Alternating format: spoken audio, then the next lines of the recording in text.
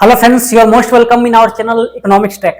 Today in this given lecture, we are going to discuss about types of demand. We already covers that what is demand, okay, what is the factor affecting demand. This all we have covered, okay. So now in this given lecture, we will discuss about types of demand. That what are the types of different demanded, okay. So first is alternative demand.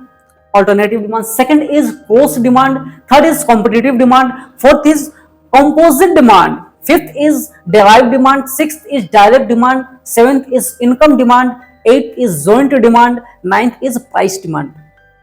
Okay, so these are the types of demand. Now we'll discuss one by one the type of demand. That what is alternative, what is cross demand, what is composite demand, what are the different kinds of demand. Okay, so first of all I will erase it, then we'll discuss that explanations of type of demand. Okay, so we'll start from alternative demand. If demand can be satisfied by different alternative, then it is termed as alternative demand. यानी हमारी जो demand है वो different alternative goods and services से fulfil हो जा रही है, तो उसे कहेंगे हम अल्टरनेटिव डिमांड. सपोज दैट यदि हमारे को बहुत जोरों से भूख लगी हुई है और हमारी जो भूख जो है वो रोटी से भी या चावल से भी फुलफिल हो सकती है, हमारी भूख मिट सकती है, तो इसे कहेंगे हम अल्टरनेटिव डिमांड. यानी डिफरेंट गुड्स या सर्विसेज हो हमारे डिमांड्स को पूरा करने के लिए, इसे कहेंगे अल्टरनेटिव डिमांड. सपोज दैट हमारे को मार्केट को जानी है, ये एक दूसरा एग्जांपल है. सपोज हमारे को मार्केट को जानी है और यदि हमारी ये डिमांड साइकिल से भी फुलफिल हो सकती है या बाइक से भी फुलफिल हो सकती है, इसे कहेंगे हम अल्टरनेटिव डिमांड.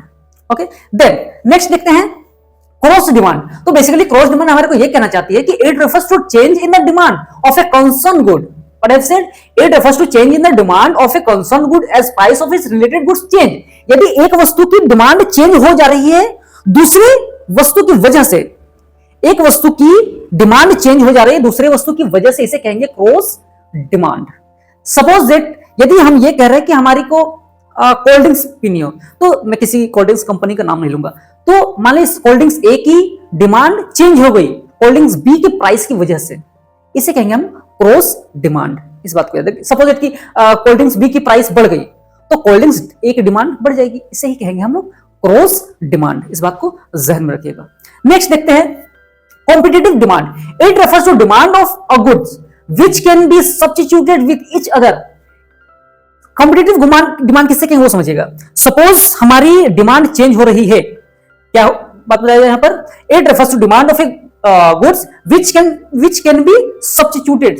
यह वह डिमांड है जो सब्स्टिट्यूटेड हो सकती है, यानी एक जगह से एक जगह दूसरे जगह पर इस्तेमाल की जा सकती है, एक स्थान के पर दूसरे वस्तु की डिमांड की जा सकती है. सपोज दैट टी और कॉफी की बात किया गया यहाँ पर.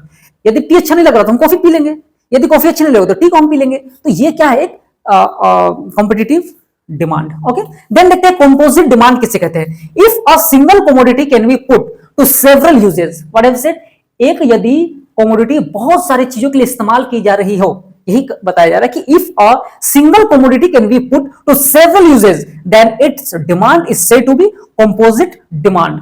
यदि एक वस्तु जो है अलग अलग चीजों में इस्तेमाल की जा रही है, इसे कहेंगे हम लोग composite demand. Suppose it electricity.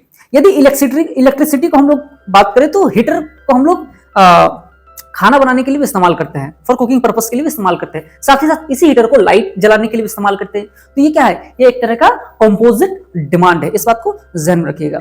इसके बाद देखते हैं और कौन कौन सी डिमांड के टाइप्स हैं. पहले मैं इसे इरेज कर लूं फिर हम आगे बढ़ते हैं. डेराइव्ड डिमांड किसे कहते हैं. If demand of a particular commodity is depend on the demand of other commodity then it is termed as derived demand. यदि कहा जा रहा है कि यदि if demand of a particular commodity, यदि पर्टिकुलर कमोडिटी की demand is depend on the demand of other commodity, किसी दूसरी कमोडिटी की डिमांड पर ये करे, डिपेंड करे, उसे कहेंगे हम लोग derived demand. Suppose for example यदि हम लोग को चाहिए भाई पेन की जरूरत होती है, तो पेन बनाने वाली जो कंपनी है वो डिमांड करती है किसकी, फैक्टर ऑफ प्रोडक्शन की. डिमांड किसकी, पेन की, लेकिन जरूरत किसकी पड़ती है, फैक्टर ऑफ प्रोडक्शन की. यही है डेराइव्ड डिमांड. यदि हम चाहिए पेन, लेकिन इस पेन की डिमांड की वजह से किसकी डिमांड हो रही है, फैक्टर ऑफ प्रोडक्शन की, यानी लैंड लेबर कैपिटल एंटरप्रेन्योर्स की, तो इसे कहेंगे डेराइव्ड डिमांड. और एक बेहतरीन एग्जांपल से समझते हैं. हमें खरीदनी है कोई घर, ठीक है, या हमें चाहिए घर चाहिए, लेकिन उस घर बनाने के लिए हमारे को चाहिए ईंटा. तो चाहिए तो एक्चुअली घर, लेकिन उस घर बनाने के लिए चाहिए ईंटा, ब्रिक्स चाहिए. तो ये है डेराइव्ड डिमांड. यानी चाहिए हमें घर, लेकिन हमारे उससे पहले हमारे को चाहिए होता है ईंटा. ब्रिक्स चाहिए होता है, तो इसे ही कहेंगे लोग डेराइव्ड डिमांड। किसी चीज को पाने के लिए किसी दूसरी चीज की डिमांड हमें करनी पड़ती है, इसे ही कहेंगे लोग डेराइव्ड डिमांड। इसके बाद देखते हैं हम लोग डायरेक्ट डिमांड को। तो डायरेक्ट डिमांड हमारे को ये करिए तो demand of a commodity which satisfy need and wants directly, वैसे हमारी डिमांड जो हमारे को डायरेक्ट सेटिस्फाई कर रही हो। सपोज दैट ब्रेड, यदि रोटी, ठीक है, रोटी हमारे को डायरेक्ट सेटिस्फाई कर रही है, मिल्क ये भी हमारे को डायरेक्ट सेटिस्फाई कर, इसे कहेंगे हम लोग डायरेक्ट डिमांड। तो वही डायरेक्ट डिमांड कहा गया कि the demand of a commodity which satisfy need and wants directly, यानी प्रत्यक्ष रूप से डायरेक्टली ये क्या कर रही है, हमारे नीड्स को, हमारे वांट्स को सेटिस्फाई कर रही है, इसे कहेंगे direct demand. Okay, next income demand, it refers to relationship between consumers income and demand. यानी इनकम डिमांड क्या बता रही है, किसके बीच का रिलेशनशिप बता रही है, इनकम और डिमांड के बीच का जो रिलेशनशिप बता रही है वो हमारे को इनकम डिमांड बता रही है। जस्ट सपोज दैट कि इनकम बढ़ती जाती है, उस बेसिस पे हमारी डिमांड बढ़ती जाती है, यानी इनकम और डिमांड के बीच का रिलेशनशिप कौन बता रही है, इनकम डिमांड। ओके, नेक्स्ट देखते हैं joint demand, when two or more goods are demanded collectively to satisfy a wants।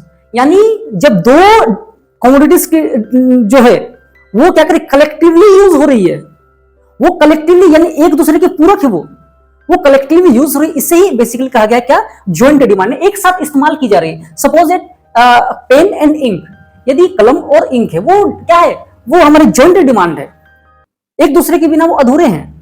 Okay, one more example that is car and petrol. Car और पेट्रोल भी क्या है, एक तरह का जॉइंट डिमांड है। कार के बिना पेट्रोल का क्या महत्व है, या पेट्रोल के बिना कार का क्या महत्व है, ठीक है, तो ये क्या दोनों एक दूसरे के पूरक है। ओके, तो इसे कहेंगे जॉइंट डिमांड। नेक्स्ट देखते हैं प्राइस डिमांड। आखिर प्राइस डिमांड क्या होती है वो समझिए। It refers to a relationship between on price of a commodity and its demand, यानी प्राइस और डिमांड के बीच का रिलेशनशिप बता रही है। It refers to a relationship between on price of a commodity and its demand, किसी commodity का प्राइस और उसके डिमांड के बीच का एक रिलेशनशिप को बता रही कौन, प्राइस डिमांड। इसे कहते हैं प्राइस डिमांड, यानी जब प्राइस बढ़ती है तो डिमांड कम हो जाती है, यह रिलेशनशिप बता रही है हमारे को प्राइस डिमांड, तो इसे कहेंगे हम प्राइस डिमांड। ओके, तो ये हमारे थे कुछ टाइप्स ऑफ डिमांड। ओके, तो आज इस लेक्चर के अंदर बस इतना ही, फिर किसी लेक्चर के अंदर आपके साथ मुलाकात होगी, तब तक के लिए धन्यवाद, थैंक यू, शुक्रिया।